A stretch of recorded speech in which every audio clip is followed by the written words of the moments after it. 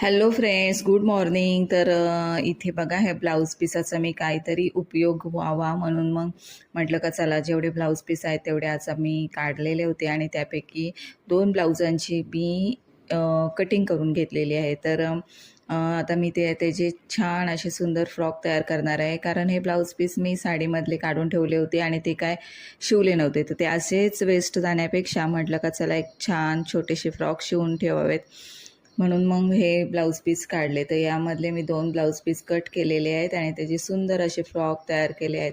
तुमच्याकडे पण जर असे ब्लाऊज पीस पडलेले असतील तर तुम्ही त्यापासून असा रियूज करू शकता. खूप सुंदर असे फ्रॉक तयार होतात आणि जर तुम्ही हे रिसेलही करू शकता. तर हे बघा, याची उंची मी काढून घेतलेली आहे. साधारण 2 ते 2.5 वर्षापर्यंतच्या मुलीला हा फ्रॉक सहज होऊ शकतो. खालचा घेर मी काढलेला आहे 12 इंचाचा आणि वरचा बॉडीचा पार्ट मी काढलेला आहे 10 इंचापर्यंत. तर असे मी पूर्ण फ्रॉकची कटिंग करून घेतली आणि एका ब्लाऊज पिसामध्ये पूर्ण फ्रॉक तयार होतं आपलं. आणि छोटेसे बाहीही त्याला मी लावलेली आहे. खूप सुंदर असं फ्रॉक तयार झालेलं आहे. नक्कीच हा व्हिडिओ तुम्हाला आवडला असेल. आवडला असल्यास लाईक करा, शेअर करा, कमेंट करा आणि चॅनेलवर आपल्या नवीन असाल तर चॅनेलला नक्की सबस्क्राईब करा. तर बघू शकता तुम्ही, इतकं सुंदर असं फ्रॉक तयार झालेलं आहे.